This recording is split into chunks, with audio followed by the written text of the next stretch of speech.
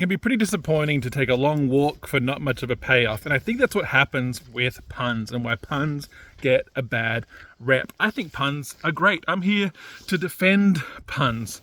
I don't think puns are just dad jokes and eye-rolly jokes. I think they're good if they're handled correctly and if they're packaged correctly. I think what happens for long-form comedians who are doing observational comedy, storytelling, jokes that take a little bit more to build up to, is that sometimes they make the mistake of using a pun at the end of a long journey.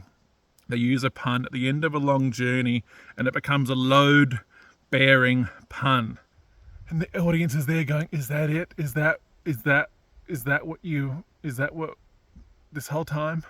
Okay, a pun that the audience has taken a long while to get to this particular punchline, and then the pun has to do all this heavy lifting of being funny enough to be worthy of the long walk.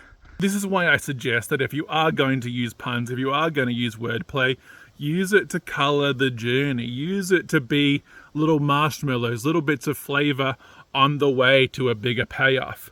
If you're doing long form material and treating your little marshmallows as the whole destination, the audience is not going to be satisfied with that little morsel. That's what's going to bring about the groan. That's what's going to bring about the eye roll, is that you're treating your punchlines that are little marshmallows as if they are complete, full meals. And they're not.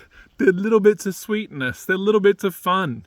If a pun is treated as a little bit of fun, a little bit of sweetness, and you're not serving it up as if it's something completely different, then the audience will get on board.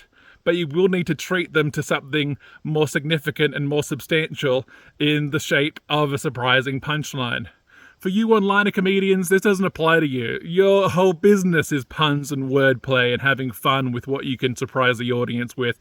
Your job as a one-liner comedian is to give them value for money, rapid fire. If you give them a lot of little marshmallows in a row, they'll be satiated. But for long-form comedians who have big gaps between mini marshmallows, the audience is going to be left wanting. The more substantial the punchline, the more substantial the main course, that is a surprise. That is a worthwhile punchline that took something to get there, rather than a simple pun that just might not be enough to make the whole walk worthwhile.